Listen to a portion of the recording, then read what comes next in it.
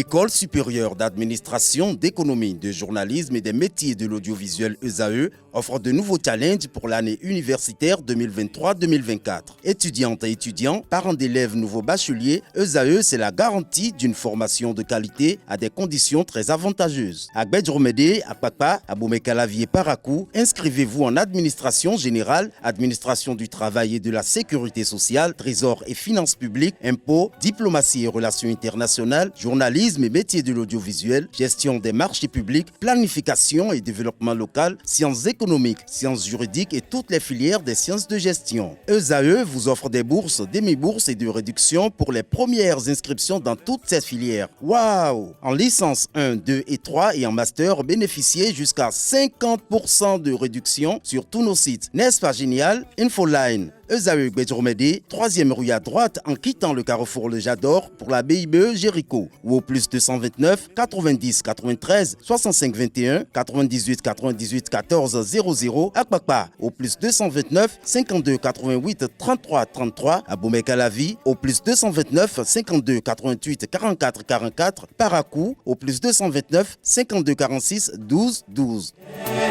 ESAE, l'excellence à un nom. Mesdames et messieurs, bon après-midi, vous êtes sur ESAE Télévision et c'est votre émission Le Monde en 52 minutes. Le décryptage de cet après-midi nous entraînera au Niger, au Burkina Faso, en Turquie, aux États-Unis et aux îles Maldives. Pour en parler, je reçois pour vous Joël Ataï Guédegbe, il est expert en gouvernance. Bonsoir. Bonjour Tatiana, bonjour à vos téléspectateurs. Hamzat Abdoulaye, c'est le second panéliste. Il est expert en relations internationales et consultant géopolitique. Bonsoir. Bonsoir. Alors, nous allons du côté du Sahel, là nous sommes au Niger, dénonciation d'un accord de coopération. La force anti-djihadiste des USA se retire du côté de Niamey. C'est officiel, la force américaine du Niger se retire, Joël.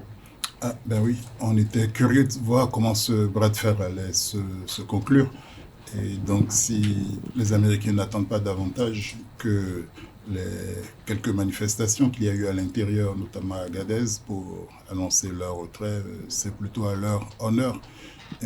D'autant que les clauses qui ont été dévoilées déjà les discréditaient quelque peu. Et je ne voyais pas comment ils pouvaient se maintenir envers et contre tout. Il reste à savoir comment le combat ou la lutte se poursuivra, puisque c'est parfois par acteurs interposés, c'est des luttes d'influence, c'est la Russie qui est de plus en plus ouvertement présente, et donc ils ne vont pas se retirer sans demander de compte, sans tenter de contrer autrement, voilà, donc, ou de nouer de nouvelles alliances. Alors justement, Hamza, dites-nous un peu, pourquoi cette information du retrait des troupes américaines est comme une surprise pour certains? Une surprise, je ne pense pas. En tout cas, à partir du moment où la dénonciation de ces accords a eu lieu par le régime du général Tiani, la suite logique était deux options en réalité. La première, c'est que les Américains puissent revoir leur position vis-à-vis de ces critiques et faire de nouvelles propositions, ce qui visiblement a échoué. Et la deuxième solution, c'était bien entendu ce dégagement qu'on va bientôt observer à travers le retrait des Américains d'Agadez et de Niamey. Mais il faut marteler une chose très importante, c'est que la présence américaine au Niger, c'est véritablement une présence stratégique, pas que pour le Niger, mais pour tout le Sahel. Il faut le rappeler, Agadez, c'est une base militaire d'environ 700 militaires, qui est surtout équipé en drones et en matériel, je vais dire, d'avions de dernière génération également, entrant dans cette lutte contre le terrorisme et surtout entrant dans ce cadre du renseignement dans le Sahel. Et je pense que si on supprime cette base militaire d'Agadez, je pense que les Américains auront véritablement du mal à se redéployer dans la région, et en même temps c'est une sorte de porte ouverte vers l'incertitude, parce qu'il faut le retenir, la lutte contre le terrorisme n'a jamais été terminée. C'est vrai que les peuples africains aspirent de plus en plus à une gouvernance beaucoup plus souverainiste, et on peut l'observer à travers ces liesses populaires qui succèdent généralement à ce type de décision au Niger, au Mali ou encore au Burkina Faso récemment. Mais cela ne veut pas pour autant dire que c'est la fin du terrorisme, c'est la fin du djihadisme, c'est la fin de la menace sécuritaire dans cette région du Sahel. Et ça nous fait poser d'autres questions. Quelles alternatives vont désormais proposer ces gouvernants militaires aux populations qui sont tous les jours face aux dangers terroristes? Est-ce que la proposition russe qui fait aujourd'hui office de remplacement de ces bases militaires au Sahel, est-ce que cette proposition russe va véritablement endiguer le mal terroriste? Parce que pour moi, c'est une chose simple. La proposition russe à travers Wagner ou autre ne peut pas faire mieux que ce que les Américains occidentaux n'ont pas pu faire durant toutes ces années. Et il va falloir se poser des très bonnes questions par rapport à la finalité de ce type de coopération avec Wagner ou avec les Russes.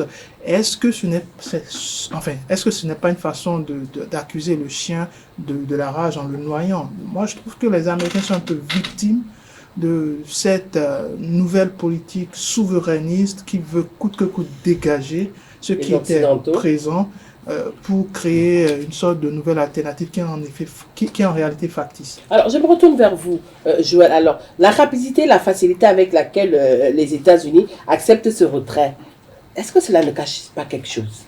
Non, il y a la part d'illégitimité dont ils prennent acte, parce que quand on voit les clauses qui ont été rendues publiques par la partie nigérienne, on frémit d'horreur pratiquement. Si en 2012, on a pu mettre en place de telles clauses, c'est d'un cynisme à nul autre pareil.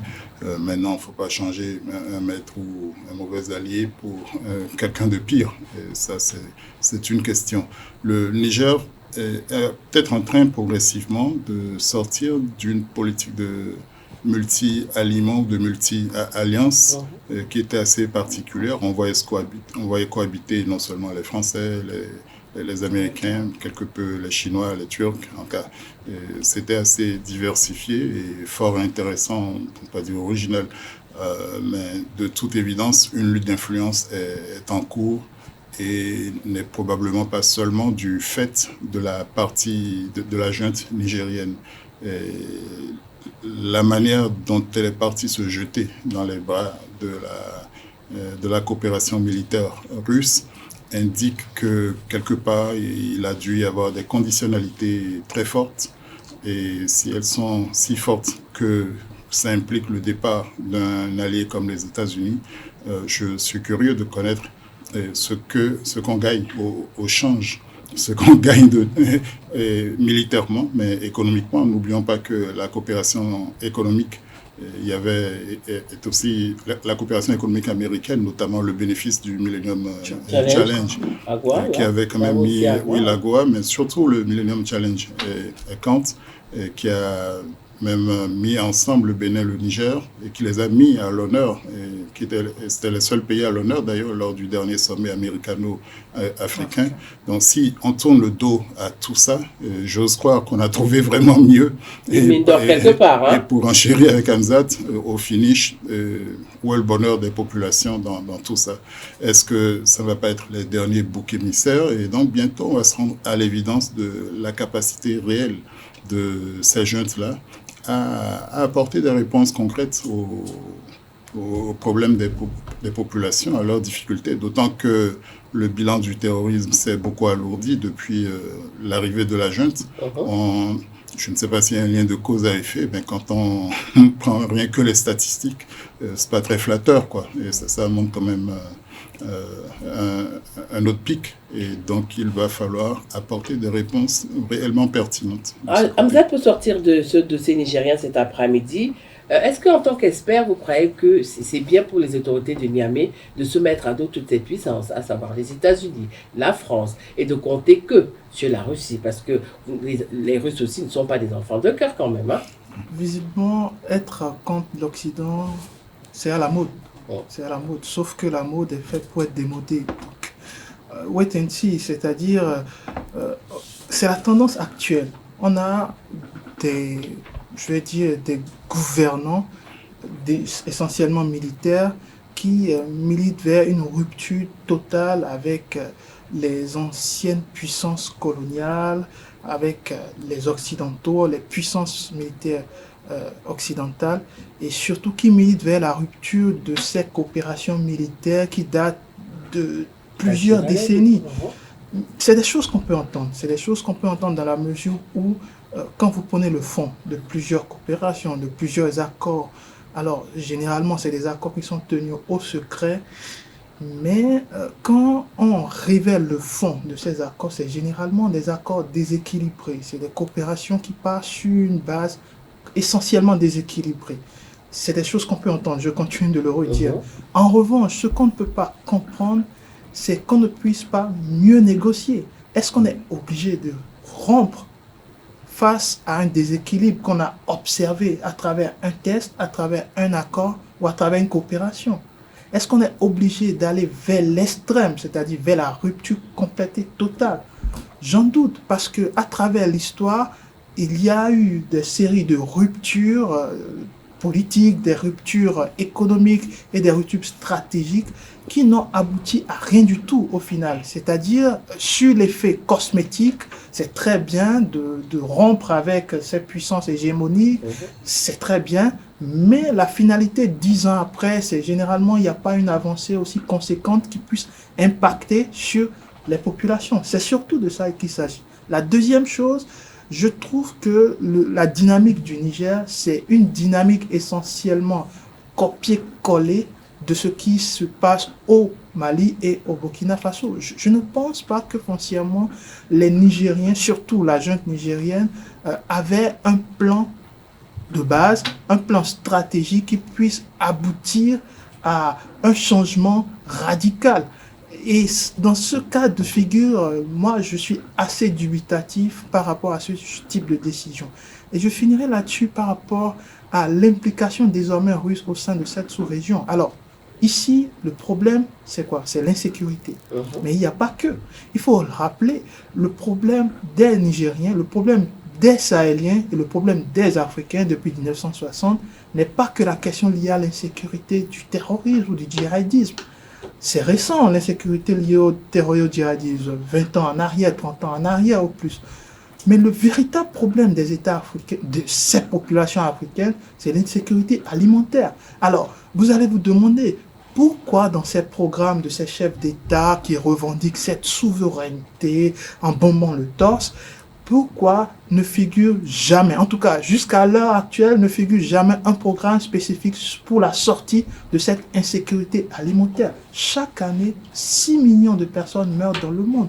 Est-ce que à un moment, ça a alerté ces dirigeants qui veulent un changement radical? Alors certes, c'est très bien de rechanger la stratégie militaire, la stratégie liée à la sécurité dans ces régions du Sahel, mais c'est très important de faire face au monstre qu'est la famine, au monstre qu'est la menace de la famine, parce que dans ces zones, il faut le rappeler, c'est des milliers de gens, c'est des millions de personnes qui sont en lutte permanente pour la survie. Et ça, personne n'en parle. Et bien sûr, je ne pourrais pas finir sans évoquer la question du changement climatique.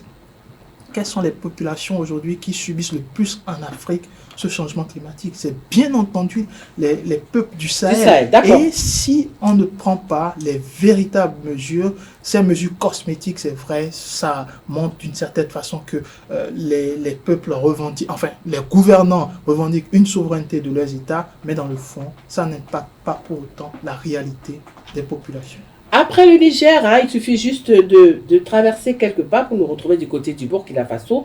Un groupe de jeunes dénommés les Gilets Rouges menace les voix critiques du pouvoir du côté de Ouagadougou. Le pouvoir de transition a trouvé de nouveaux griots. Joël. Pire que ça, c'est des boucs émissaires, transformer ses concitoyens en boucs émissaires commodes par rapport aux difficultés, aux impasses de la gestion du pouvoir d'État est quand même méprisable. Et la cause est noble a priori, c'est la libération du territoire, des affres du terrorisme.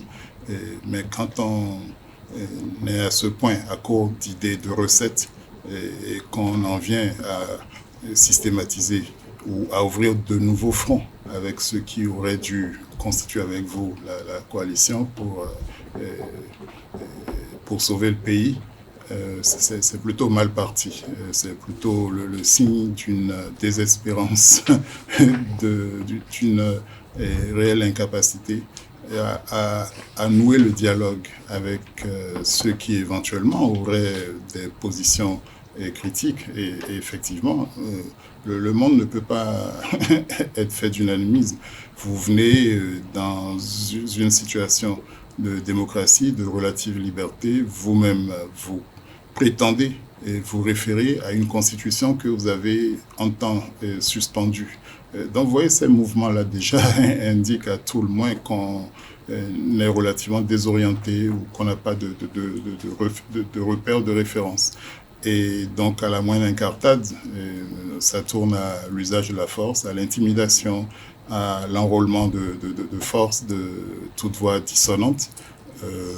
Ma foi, je crains qu'on ne soit pas à la fin des changements au sein de la junte, parce que forcément, cela va entraîner des crispations au sein de la dite direction.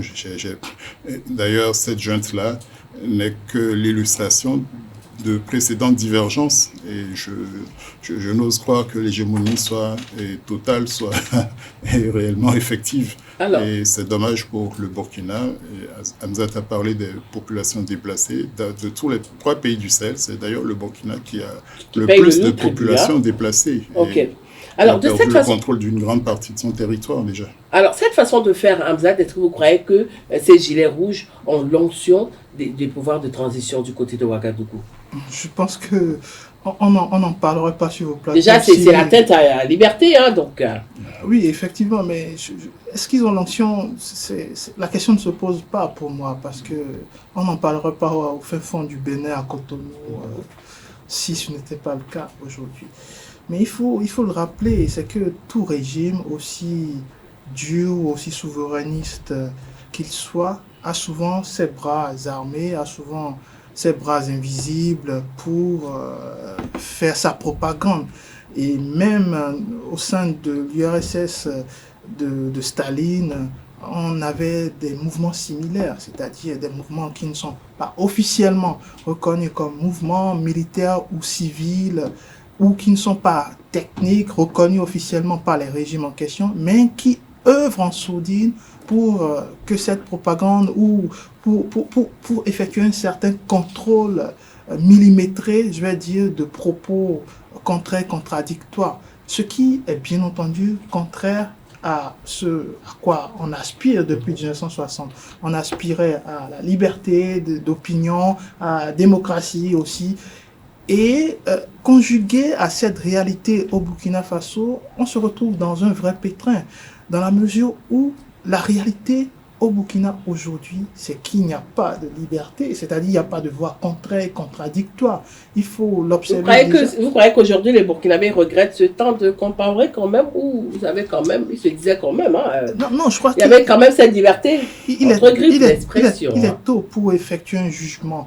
Mais cette question concerne absolument les Burkinabés, et pas moi, du tout pas, parce que c'est eux qui ont effectué des scènes de liesse après ce coup d'État, c'est eux qui ont approuvé les changements effectués, les changements radicaux effectués par Ibrahim Traoré, et c'est eux qui ont aussi applaudi peut-être d'une main le virage, ou plutôt le départ de cette troupe étrangère, notamment française du Burkina. Donc, c'est une question qui s'adresse qu'à eux, c'est à eux seuls de le dire. Répondre, hein. Mais moi, je continue de le dire, on ne peut pas opérer ce changement qu'on veut. C'est vrai que les peuples aspirent à ce changement, puisque depuis 60 à 2024, il n'y a pas eu une grande métamorphose dans la réalité du quotidien de ces populations. Alors, aspirer au changement, c'est très bien, mais tout est dans la manière, tout est dans la méthode. Est-ce que réduire la liberté des uns et des autres est une façon d'atteindre cette dictature du développement, comme l'autre le disait? Je ne pense pas. Je pense qu'on se perd de plus en plus à travers cette notion de la souveraineté obligée et obligatoire qu'il faut acquérir. c'est vrai que quand je prends l'exemple chinois à travers Mao, qui a instauré, je vais dire, un régime sanguinaire, sanguinaire mais en même temps discipliné, c'est vrai qu'on ne pouvait pas avoir en face une opposition, qu'on ne pouvait pas avoir de voix dissonantes ou discordantes. C'est vrai. Et ça a eu, je vais dire, son point positif. Je suis très prudent par rapport au point positif parce que le point positif inclut le massacre à la place Tiananmen, implique la brimade, je vais dire, des opposants et bien d'autres choses. C'est vrai. Mais est-ce que ça épouse nos réalités en Afrique? Est-ce que ça épouse nos réalités sociales surtout? C'est pas du tout une guerre d'extraction politique comme beaucoup le pensent. Moi, je pense qu'il s'agit plus d'une guerre d'extraction sociale. Et pour réussir la guerre d'extraction sociale, on n'est pas obligé de brimer les gens, on n'est pas obligé de créer ces forces. Les gilets rouges là. Des gilets rouges qui n'apportent pas foncièrement grand-chose. Alors, Joël, oui. Certains Burkinabés estiment qu'aujourd'hui, ces gilets rouges, c'est la version rouge des escadrons de la mort qu'on a connue du côté de la Côte d'Ivoire, que là, maintenant, ces gilets rouges, c'est cette version au niveau du Burkina. Ça n'honore pas. Et en tout cas, ceux qui, premièrement, se sont prévalus d'une constitution, d'un cadre légal qui reconnaît la divergence, la diversité d'opinion. Donc il n'y aurait pas eu ça que je donnerais acte à ce pouvoir de se vouloir absolutiste. Deuxièmement, quand on se dit panafricaniste et qu'on convoque à tout va la mémoire du président Sankara, je trouve qu'il y a mal donne. Il y a mal donne, il y a tromperie sur la marchandise. Et donc, de plus en plus, les uns les autres vont être démasqués, à moins que ce ne soit une fuite en avant qui indique encore l'absence de programme, de perspective pour ceux qui sont au-devant. Donc, vous voulez dire que les autorités trompent les populations? Si on se trompe sur la qualité de la marchandise? Oui, si on passe son temps à nommer, à stigmatiser, alors que l'ennemi avance, je n'ai pas eu l'impression que de larges portions du territoire burkinabé aient pu être libérées. Ouaga est toujours peuplé de populations réfugiées ou déplacées. Et c'est quand même un défi. Il parlait tout à l'heure de la sécurité alimentaire. C'est beaucoup de gens peut-être qui sont coupés de leurs activités rurales, de leurs activités de production agricole, avicole et autres. Là, bientôt, la Tabaski, on se rendra encore compte de déficits en production ou en disponibilité d'ovins et j'en passe. Donc, il y a une perturbation sérieuse des circuits économiques traditionnels de production, des circuits d'extraction minière.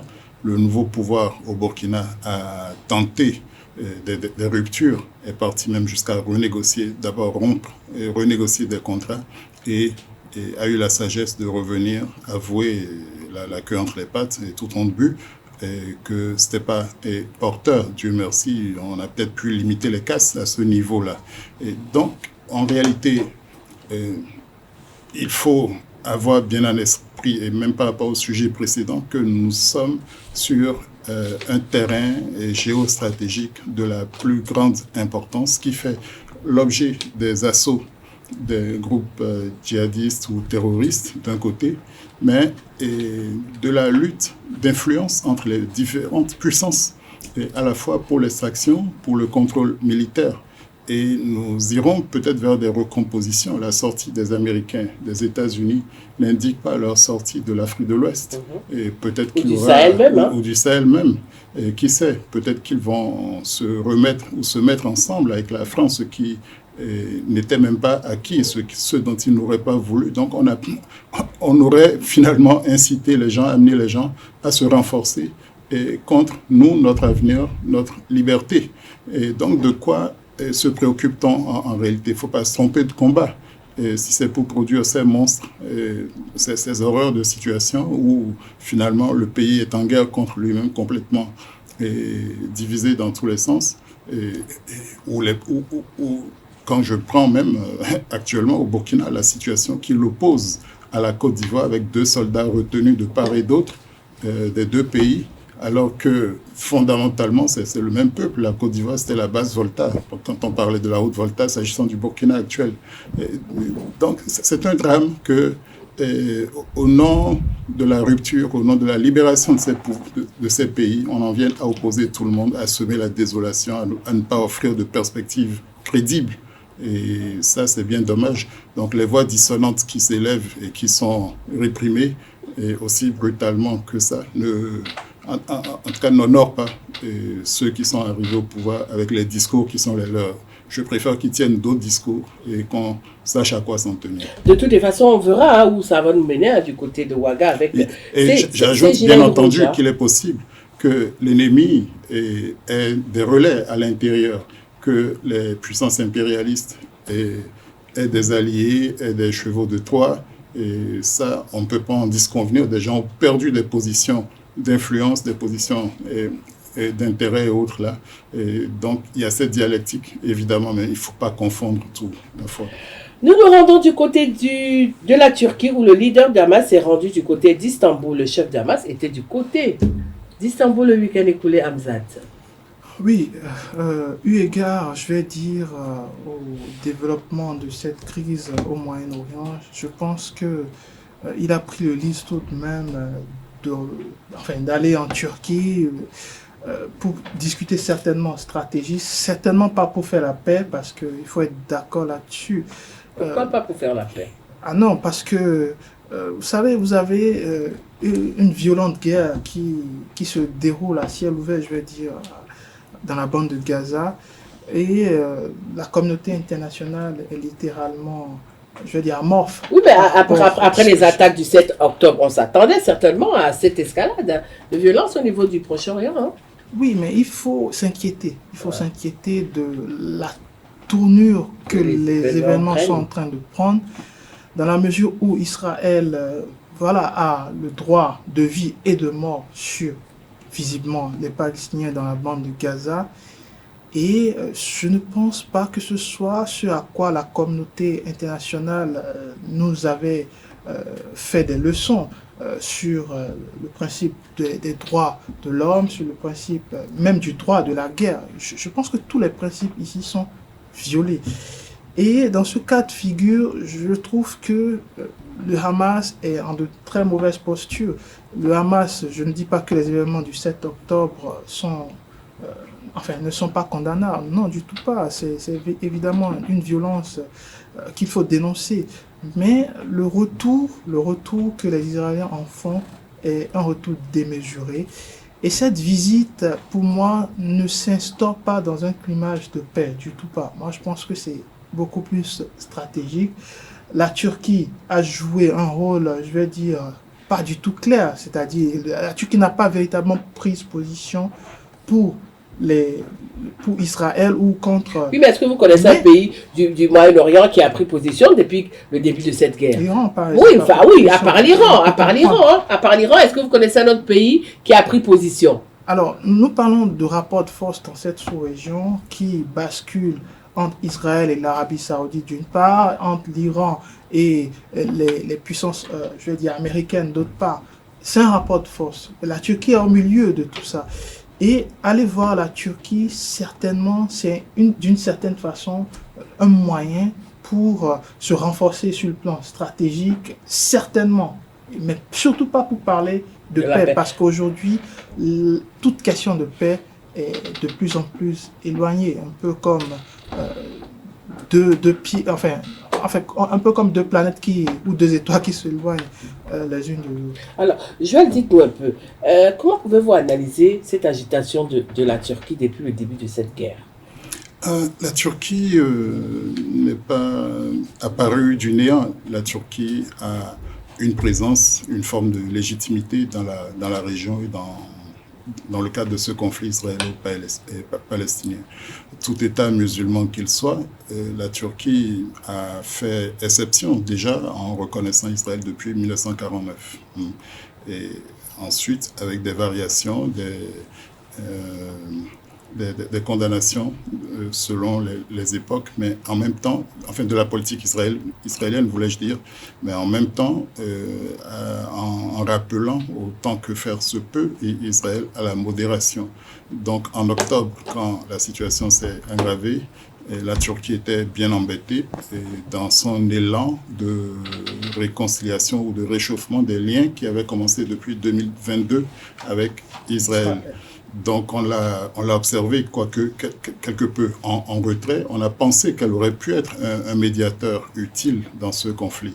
C'est plutôt le Qatar qui a pris les devants. Oui, mais ça piétine avec le Qatar. Peut-être qu'aujourd'hui... Non, ça piétine. Oui, peut-être qu'aujourd'hui, Israël et Hamas veulent se retourner vers la Turquie, sait-on jamais. Israël et le Hamas... Il est possible qu'il y ait des trompe-l'œil dans tout ce qu'on observe, parce que le président Erdogan, turc, et en fait, ne fait pas tout ça de gaieté de cœur. C'est son opinion publique qui l'y pousse pratiquement, qui le pousse à se solidariser et plus ouvertement, plus nettement avec la cause palestinienne. Oui, sans toutefois rompre les relations économiques. Sans rompre, même s'il a décidé de suspendre l'exportation d'une cinquantaine de produits liés au BTP, à l'industrie métallique, vers Israël, qui a voulu répliquer en soi, mais sans complètement rompre. Tout le monde se prend à espérer que la Turquie soit quelque peu utile de toute façon à l'apaisement dans cette région. Donc elle va jouer les cartes qui sont en ses mains selon ses intérêts stratégiques de puissance moyenne, qui cherche également un peu partout à se positionner. Et vu que les États-Unis sont essoufflés, se discréditent et surtout se sont très négativement signalés à l'opinion palestinienne par le droit de veto qu'ils ont brandi contre l'adhésion d'Israël aux Nations Unies, la Turquie est légitimée pour reprendre la cause palestinienne à son compte. Mais on va prôner la négociation entre qui et qui. C'est vrai, le Hamas détient des otages. Mais le Hamas, pendant longtemps, a vécu des subsides des Qataris. Et s'il ne veut pas obéir aux Qataris, parce que c'est pratiquement les dernières cartes qui sont en ses mains, d'autant qu'en plus, les Américains ne veulent pas reconnaître le Hamas comme un interlocuteur du futur. Et donc, en réalité, Erdogan, non seulement relaie son opinion publique, mais devient un conseil ou un conseiller stratégique des Palestiniens auquel il conseille au moins de s'unir, parce que c'est ce qui leur reste, sinon la division à tout va entre l'OLP, le Hamas a produit ce qu'on a vu. Le Hamas même, qui a été une fabrication d'Israël, est disqualifié et en passe d'être complètement éliminé. Il reste à trouver une tierce force introuvable, à mon avis, dans les conditions actuelles. Et donc, ce qui reste, c'est au moins refaire une plateforme minimale et cohérente qui permette probablement aux Palestiniens de mieux exister dans les négociations. Et je crois que c'est un passage obligé de renforcer la ligne politique des Palestiniens avant de les engager, avant même de les obliger à aller à des négociations qui sont inéluctables. De toute façon, la voie militaire étant impossible, étant une impasse, soulignant que Erdogan a été jusqu'à endosser le discours qui condamne Israël pour ses velléités génocidaires à l'endroit du peuple palestinien, ce qui n'est pas peu. Alors, Hamzat, vous êtes quand même expert en relations internationales et vous êtes également un consultant en géopolitique. Alors, dites-moi un peu, est-ce que le fait que la Turquie ne soit pas un acteur majeur dans ce conflit comme l'Égypte ou bien comme le Qatar lui offre plusieurs options? Je ne suis pas d'accord avec vous. La Turquie joue peut-être sur le jeu de l'équilibre ou de l'équilibriste, mais c'est un acteur majeur de la région. C'est un acteur majeur dans ce conflit. Et pour moi, une chose est claire, c'est que le Hamas, recevoir le président, enfin, le chef du Hamas, oui. C'est une certaine façon aussi de discréditer l'autorité palestinienne. On ne le dit pas assez. Parce que Mahmoud Abbas, pendant... Enfin, Oui, mais est-ce que c'est pas aussi une façon de montrer que le Qatar ne fait rien du tout, que ça n'avance pas, ça piétine. Donc, aujourd'hui, on a comme l'impression que la Turquie veut s'arroger la part du lion, que je suis capable de faire mieux que le Qatar ou encore l'Égypte. C'est en partie une offre de service. Peut-être même que c'est demandé, que c'est suscité. D'autant que les Égyptiens et Qataris ne sont pas moins allés vers la Effectivement, Turquie. mais en recevant, je trouve la méthode osée, en recevant le chef du Hamas, je trouve que c'est très osé. Ce n'est pas la bonne façon. Peut-être que le Qatar l'a fait officieusement, mais là, la Turquie le fait officiellement. Donc. Oui, c'est là où est le danger en réalité. Mais ce n'est un secret pour personne non plus, qu'ils ont de bonnes relations. Mais est-ce que c'est véritablement, c'est une question, mais est-ce que c'est véritablement la piste de sortie véritable pour cette crise qui perdure? Je ne pense pas. Erdogan milite pour sa propre paroisse ou pour sa propre mosquée, si vous voulez, mais Erdogan reste dans sa logique. C'est-à-dire, il veut attirer vers lui tous les regards, c'est une chose, mais... Il veut ou il a déjà fait? Il a déjà fait, hein? C'est certainement fait. Puisque ce week-end, tous les médias en ont fait leur chou gras. Mais ça n'arrête pas pour autant le drame qui continue de se passer. C'est là où moi je voudrais qu'on sente tous les regards. Il y a un drame qui se passe dans la bande de Gaza et ce n'est pas sous l'égide de ces caméras ou de ces médias qui en parlent sans cesse qui fera en sorte que ça va s'arrêter pour de bon. Non. Et pour que ça s'arrête pour de bon, il faut l'implication effective de tous les Palestiniens. Et j'évoquais tout à l'heure le cas de l'autorité palestinienne à travers Mahmoud Abbas, qui pour moi est de plus en plus écarté, de plus en plus inexistant au sein de ce dialogue. C'est grave, parce qu'on ne peut pas amorcer une fin de ce drame, une fin de cette guerre sans impliquer tous les Palestiniens sur la table. C'est pour moi impossible. Et essayer de parler de paix ou essayer de parler de la fin de cette guerre sans Mahmoud Abbas, sans l'autorité palestinienne, c'est une mauvaise façon d'agir. Et la deuxième chose, c'est que... Et donc là, Erdogan a raison alors de s'impliquer, de prôner cette ligne. Raison ou pas, le temps nous le dira. D'accord. Mais pour moi, Erdogan n'est pas le bon médiateur. Absolument pas. Il ne veut pas savoir s'il est le bon ou pas, le gars va être au devant de la scène. Oui, mais c'est ça ce qui est dramatique pour la finalité de ce conflit. C'est-à-dire chacun tire le drap de son côté. Quand vous prenez les États-Unis, dernièrement, il y a eu une résolution qui devait être votée au Conseil de sécurité qui a échoué justement parce que les États-Unis ont apporté leur veto. Donc il faut être clair là-dessus. La solution de 2 États pour les États-Unis aujourd'hui, c'est révolu. Ce n'est plus possible. Faute d'interlocuteurs crédibles. Faute de volonté. Peut-être même en Israël, même Netanyahou, au bout du rouleau, on n'arrive pas à lui trouver d'alternative non plus. J'allais chuter justement sur Netanyahou. Netanyahou est pour moi le nœud gordien de ce conflit. Parce que même les Israéliens, à un certain niveau, en ont déjà marre. Oui, mais est-ce qu'il n'est pas pris en otage par l'ultra-droite? Oui et non. Oui, parce que l'ultra-droite n'est en rien mêlé à une attaque. Il a besoin d'eux au niveau de la Knesset, donc il n'a pas le choix là. C'est eux qui lui donnent la majorité. C'est eux qui lui donnent la majorité dont il a besoin pour gouverner. Il n'y a pas de recherche de majorité dans une situation de guerre. D'accord, ok. Ça n'existe pas. C'est un peu comme si, en pleine Deuxième Guerre mondiale, vous parlez de la cause de l'extrême droite en Allemagne ou en France, par exemple. Ça n'a absolument aucun effet sur le moment de cette guerre. Il y a une guerre ouverte.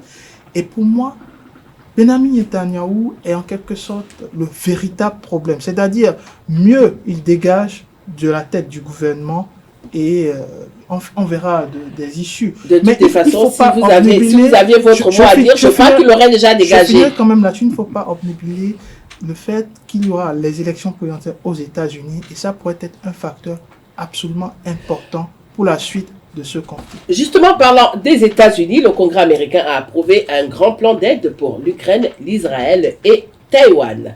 Comment ça s'explique quand on sait que il y a encore quelques jours, le Congrès n'était pas d'accord pour venir en aide à l'Ukraine, pour venir en aide à Israël, mais là, résultat des courses, après plusieurs semaines de refus, les gars, ils ont fini par voter cette enveloppe actuelle? Ils ont fait leurs calculs et on conclut qu'il valait mieux envoyer les armes, les moyens, plutôt que les soldats et leurs enfants, plutôt que d'envoyer les Américains périr pour des causes qu'ils prétendent défendre. Bon, ils estiment que c'est un moindre mal et que c'est un sacrifice supportable que d'envoyer les moyens en attendant. Alors, comment analyser ce revirement du Congrès? Notamment à l'Ukraine. Hein? Pour moi, ce n'est pas un revirement. La question était dans l'air. Nous avons tous vu que, étant donné que les Républicains ne cédaient pas, mais au final, ce week-end, ils ont cédé. Donc, pour moi, c'est un revirement. Qu'est-ce qui s'est passé? Non, ce n'est pas un revirement. Vous savez, dans le giron politique, surtout au sein des hémicycles, le débat est permanent. Et le débat varie surtout en fonction des intérêts, de la convergence des intérêts. Et les Républicains, justement, sont fins calculateurs par rapport à Israël. Déjà, par rapport à l'Ukraine aussi, parce qu'on parle d'un rapport de force dans le monde. Et la place centrale qu'occupent les États-Unis depuis la fin de la Deuxième Guerre mondiale ne peut en aucun cas être remise en cause pour des divergences à l'intérieur de l'appareil américain. C'est vrai que démocrates et républicains ne font que s'affronter tout le temps. C'est la guerre de tous les jours. Mais en rien, la guerre de tous les jours ne doit effacer la puissance américaine. Qui doit... Quoi, si vous voulez me dire que subitement, les Républicains ont pris conscience au niveau du Congrès? Sinon, je ne vois pas... Parce qu'il y a encore quelques semaines, ils étaient farouchement opposés. C'est la seule raison. Du coup... Le rêve américain ou l'American First, etc., souvent prime sur cette divergence à l'intérieur. En pleine Deuxième Guerre mondiale, Roosevelt l'a montré plusieurs fois. Quand les républicains étaient opposés à sa politique, étaient foncièrement contre, cela ne les a pas empêchés de voter pour le débarquement en Normandie ou pour étendre l'étendard, je vais dire, des Américains sur le monde. Et ça continue de le faire aujourd'hui. Donc, je pense que quand c'est les questions internes, on peut comprendre ces divers. Mais quand il s'agit de la puissance américaine, de l'image des États-Unis, eh bien, il y a souvent des accords, voilà, peut-être contre nature, mais qui sont signés. Mais ça ne répond pas au fond de votre question. Je vais y revenir. Non, après, les 61 milliards. Après. Les 61 milliards. Non, je finis. Non, je vais revenir vers vous. Je vais d'abord me retourner vers Joël. Après, je reviendrai vers vous. On parle de 61 milliards, comme il a voulu aborder tout à l'heure. On parle de 61 milliards d'aides pour l'Ukraine, 13 milliards pour Israël et 8 milliards pour Taïwan. Alors, comment comprendre ce revirement, comme je l'ai dit tout à l'heure, et en acceptant l'octroi de cette grosse enveloppe financière, est-ce que ce n'est pas une bouffée d'oxygène que le Congrès redonne à Joe Biden, qui est présentement en campagne? Ah oui, ça pourrait avoir cette conséquence-là. Effectivement, d'autant qu'avec Donald Trump, ils sont en divergence sur beaucoup de points. Donald Trump a annoncé les couleurs s'il venait au pouvoir. L'OTAN même ne devrait pas compter sur les États-Unis. Enfin, je parle de la partie européenne de l'OTAN. Devrait être mise à contribution, payée pour sa sécurité. Il n'est pas question qu'on continue de la soutenir voilà, gratuitement. Et en attendant, pour se donner bonne conscience, et surtout pour ne pas... Et pour continuer de mobiliser la puissance américaine. Et je parle là de symboles, à la limite de mythes fondateurs pour les États-Unis. Il faut constamment identifier, dans toute la mesure du possible, un ennemi important, diabolique, contre lequel tous les moyens soient bons. Donc personne ne veut déroger à cette ligne, à cette lame de fond idéologique très profonde au niveau des États-Unis. Et une fois qu'on l'a fait, on a bonne conscience après pour continuer dans d'autres variations. Sinon, qu'est-ce qui unirait Taïwan, les histoires de TikTok et Israël avec la cause ukrainienne qu'on semblait délaisser il y a quelque temps. Et donc, c'est plutôt ramener les choses par rapport aux intérêts stratégiques des États-Unis. Et là où on pourrait identifier la Russie comme l'ennemi, le mal absolu, est-ce qu'on est en mesure de prouver que la Russie est dans le conflit israélo-palestinien contre les États-Unis? Au contraire, beaucoup de Juifs ont migré de la Russie vers Israël, donc ça montre encore la complexité de ce conflit d'un côté. Et pour autant, la Russie et la Chine populaire, la grande Chine continentale, ne se sont pas complètement unis. Donc Taïwan n'a pas absolument à craindre encore une alliance russo-chinoise. Pourtant, les Américains ont trouvé le moyen de fédérer toutes ces causes-là. Et notez bien que l'Afrique reste dramatiquement absente de cette belle générosité. Alors, pour sortir de ce sujet cet après-midi, après ce geste du chef de la majorité républicaine au niveau du Congrès, certains trompistes l'ont traité de traître. Pour sa part, il a réagi en disant que le monde est devenu une cocotte minute instable. Oui, on peut le comprendre. Qui justifie son instabilité. Effectivement, mais pour moi, j'aimerais revenir sur une question primordiale par rapport à ces aides, par rapport à ces milliards qui nous interrogent par rapport au continent africain. Vous savez, c'est vrai, c'est pas dans vos petits carnets, mais il y a un drame qui se déroule au Soudan depuis maintenant une année.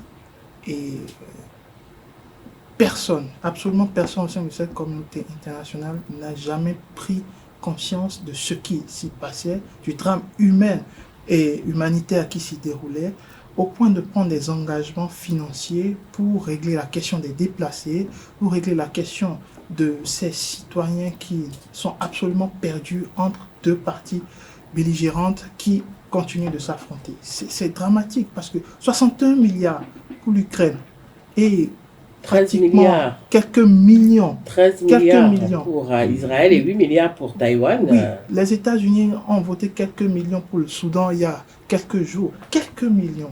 C'est juste des broutilles. Ils vous diront qu'ils l'ont quand même fait. Et qu'est-ce que les pays africains ont fait aussi? C'est là où il faut s'interroger par rapport au fonctionnement de ce monde. C'est-à-dire, il y a une question des intérêts qui fait en sorte que les Occidentaux, les Américains mettent plus d'argent là où ça les intéresse.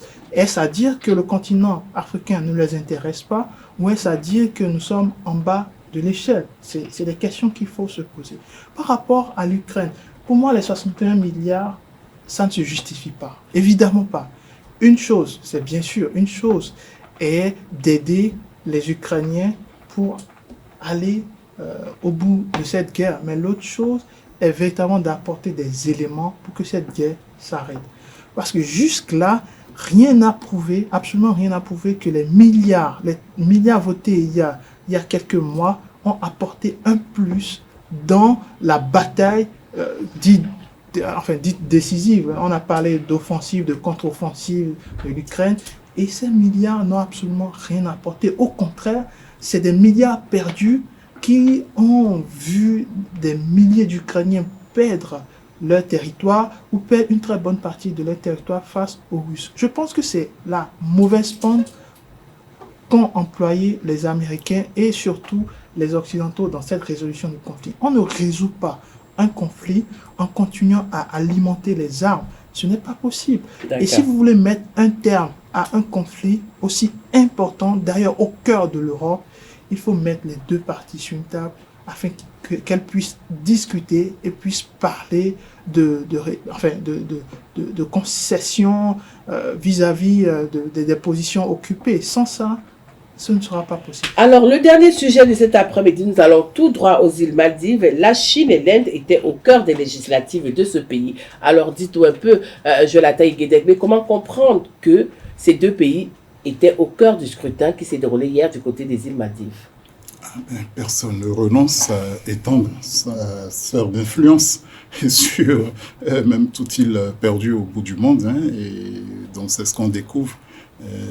La Chine, on la connaissait pour son caractère de superpuissance, et puis on voit l'Inde arriver et ne négliger aucune occasion de se signaler, tant par le multi-alignement que parfois par la belligérance. Et donc, ils ont des relais désormais dans ces pays, et donc ça va être une guerre, une lutte d'influence, au moins pacifique par les voies et politiques, c'est déjà ça. Et en attendant que éventuellement quelqu'un ne se mette à revendiquer la possession ou la souveraineté sur ce morceau de territoire. Alors pour finir, le président des îles Maldives qui ne dit pas non à la Chine, qui ne dit pas non à l'Inde, mais qui ne renonce pas également aux investissements, mais qui est plutôt focus du côté de Pékin. Pourquoi ce jeu en nous trouble? Oui, parce que dans le jeu du multi-aliment, il faut préserver ses intérêts. Ce n'est pas parce que la Chine et l'Inde se regardent en chien de faïence qu'on ne peut pas négocier avec les deux à la fois. C'est ça le jeu du multi-aliment. Il faut y aller, mais avec les nerfs. Et je pense que c'est la bonne méthode pour ce président, pour les îles Maldives, qui, pour moi, ont absolument tout à gagner à bénéficier à la fois de l'aide stratégique des Chinois et à la fois de l'aide financière des Indiens. C'est une question de perception. Alors, est-ce que cela revient à dire que les îles Maldives seront désormais un terrain d'affrontement par procuration ou je ne sais pas, par trafic d'influence entre la Chine et l'Inde? C'est une question qui reste posée. Mais je trouve que c'est les Maldives qui gagnent à travers ce jeu. Voilà, chers amis internautes, chers téléspectateurs, nous sommes arrivés à la fin de notre émission de cet après-midi où nous sommes allés au Niger, au Burkina Faso. Nous avons parlé des gilets rouges. En Turquie, la visite du leader du Hamas a été longuement discutée au cours de cette émission. Le déblocage des fonds du côté du Congrès à l'Ukraine, à Israël et à Taïwan a été également abordé par les invités. Et nous avons terminé par les îles Maldives qui ont expliqué pourquoi est-ce que la Chine et l'Inde étaient au cœur des législatives du côté de cette île. Mes invités étaient Joël Ataï-Guédegbe, expert en gouvernance. Merci. Je vous en prie, c'était un plaisir. Hamzat Abdoulaye, expert en relations internationales et consultant en géopolitique. Merci. Plaisir. C'est toujours un plaisir de partager le plateau avec vous. Toute l'équipe technique vous remercie de nous avoir préféré cet après-midi. Retrouvons-nous le lundi prochain pour un nouveau décryptage. ESAE Télévision, la télévision de l'excellence.